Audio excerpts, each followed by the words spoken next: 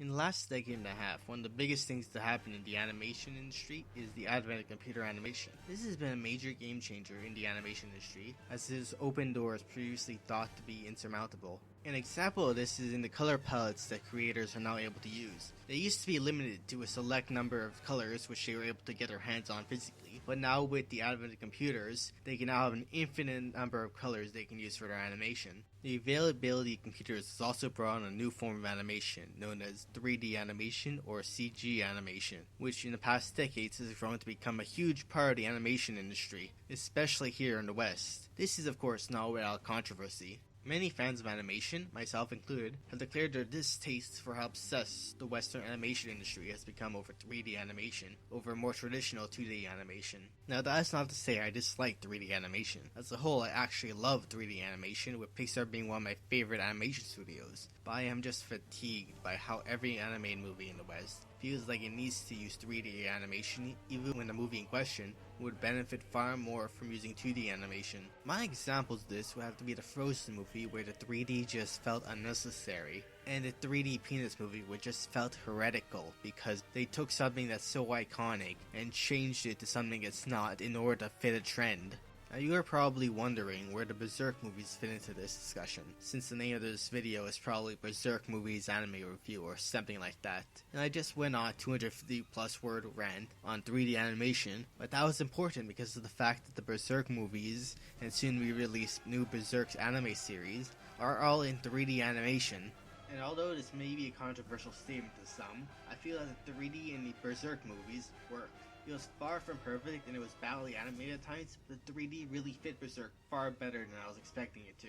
Now, before I start my actual review, I feel it's important to say that since the Berserk movies have pretty much the exact same story as the Berserk TV series, I will be focusing more on the other aspects of these movies instead of the story. At some point, I will review the TV series on this channel, and then I will talk about the story, but for now, I would like to summarize it by saying it's freaking awesome and you should go watch or read Berserk in any form, since it is one of the best stories in anime.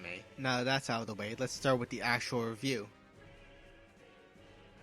So this is the thing I've been ranting about for the last few minutes. I think it's only right that we start off with animation. The animation quality for these movies varies quite a bit depending on which film you're actually talking about. For example, in the second movie, it looks quite a bit worse than the other two movies. There has been comparisons to CGI in these movies looking like they are from a PlayStation 2 video game, and for the second movie that definitely looks like the case. But for the other two movies, at least in terms of CGI for anime standards, they actually look quite good. Now these movies look nowhere near Pixar standards in terms of 3D animation, but the fact that these movies look as good as they do really does give me hope for the future of 3D animation and anime.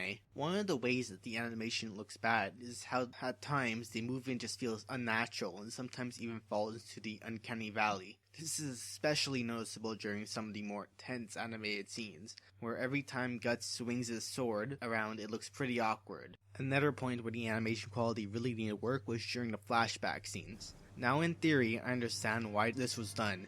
It was to make the flashback scenes have a different style from the main timeline of the movies, but the animation during the flashback scenes were just terrible. They had low frame rate and they had blurry screen, and the whole idea just got executed terribly. There were positives to these movies though. There are many positives to the animation in this movie. An example would be how when the movie looked good, it really looked good. The movies were also shot in a way that made every battle feel epic in scale. The battles in the movie felt large in a way that I've never felt in anime before. The battle scenes alone are enough that I would tell everyone watching this video to go and watch these movies, since they are truly incredible. Another positive is how the movies did lighting so well. 3D animation always does lighting better than 2D animation by the simple fact that 3D animation can use math to find out how to make the lighting more realistic. But in this movie, they really did outdo themselves with the lighting. If you want proof of how great the lighting is in these movies, go and watch the first scene of the first movie, and you'll see how great it is. Everything from the movement to shadows, the way the light pours through a window, and even the way the sun glares, it just shows how great the lighting is. The third movie also does the descent extraordinarily well, with the designs actually looking terrifying. The scene was very well done and one of the most visually stunning things in the movie. By this point, you guys are probably sick of hearing about the animation of these movies, but there's one last thing I want to discuss about these movies in terms of animation, and that is Casca's new design and how much of an improvement I feel it is. In the old 1997 anime, I was never a big fan of Casca's design, more specifically the shade they used to represent her dark skin. It felt the color was just too flat, it didn't do a very good job changing shades to adjust the lighting around her, and it just looked awkward at times. It did look good during certain scenes, but in others not so much. This, however, was fixed in the movies. In the movies, they managed to change her skin to a color that actually changed with lighting. Overall, it just ended up looking quite a bit better than the old anime. Now that we are finally moving on from animation, let's talk about sound. The elephant in the room in this regard will have to be changed in Japanese voice actors from the series to movies. This is very odd considering that the voice actors from the dub are pretty much identical to the original series. As for their performances, the dub version sounds like an improved version of the original dub, which makes a lot of sense considering the voice actors involved have over a decade more experience and likely have a much higher budget over the original anime. For the sub, it was also really good. I've never seen the old anime sub, but the new version had pretty good voice acting. Overall, I think that both voice tracks in the movie were all around solid. I did prefer the dub, however, because I am a big fan of the European Dark Age setting, and I found hearing a European language being spoken added a lot to the experience. As for the music, I didn't actually notice it that much the first time I watched these movies. It was more my second watch through of them that I actually paid attention to the music. Now that is not saying that I think the music is bad. It just shows how caught up I was with everything else I didn't even notice it. That being said, I am shocked that I didn't notice it because of how overwhelming it is at times. This is actually something I liked about the soundtrack, as it always pumps you up for the action sequences. Since I will eventually do a proper review on the 1997 series, I won't go into too much detail into the story. Instead, I will be focusing more on the differences between the movies, the old series, and the manga. There may be minor spoilers in this section, but I am going to try my best to keep them as few as possible. What I will be comparing is how the Golden Age arc is told across all three adaptations. The very first difference between the old series and the movies is the starting location. The series, much like the manga, starts in the future after the Golden Age arc ends. This was a very important part of the manga as it showed where Guts would end up, what happens after the Golden Age arc. It gives the arc an endpoint, put simply. Think of the Golden Age arc as the setup for the series and everything after it as the series itself. And in this analogy, you can think of the first arc as the intro to the main event. The starting locations will allow the author to jump straight from the Golden Age arc straight to the next arc without needing to have something in between to slow down the pacing. The starting location allowed the author to jump right into the action so he can keep the pacing up and stop the audience from getting bored.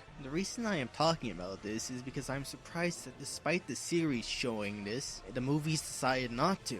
The reason this is weird is because the 1997 series was just one big advertisement for the manga. The series ended on a giant cliffhanger, not because anyone thought it was creatively the right decision, but because they wanted you to go out and buy the manga. This is weird for the movies because they're getting a sequel, which will be airing this summer, and that means they're going to have to show this beginning after the Golden Age arc instead of before it. This makes me slightly worried about how the sequel will start off. I don't think he'll do too much harm to the series, but I do think he'll throw off the pacing a little bit. The next time I will be talking about is Guts' childhood, and this is a topic I think they completely butchered in the original 1997 anime. In the original series, they completely glossed over Guts' childhood. They took one of the most important bits of character development for Guts and just threw it out the window. It made Guts far less of a sympathetic character than he was in the manga.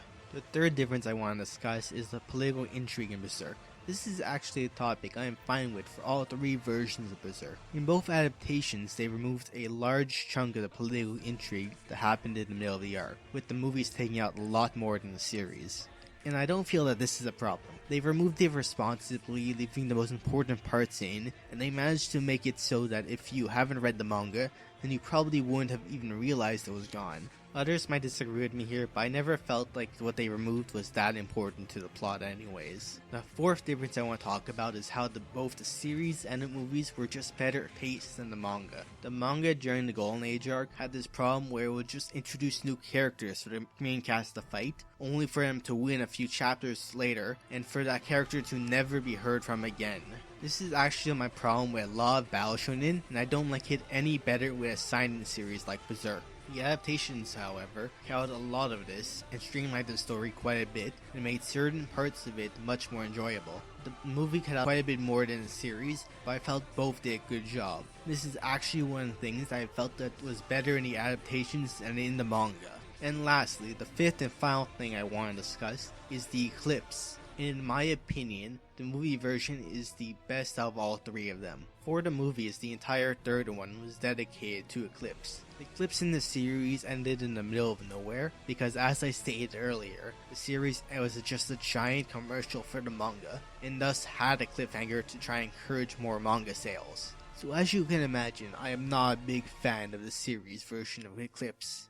As for the manga version, it was great. It's just that seeing the eclipse on the screen was amazing. The film is capable of showing so much more emotion than a manga will ever be able to.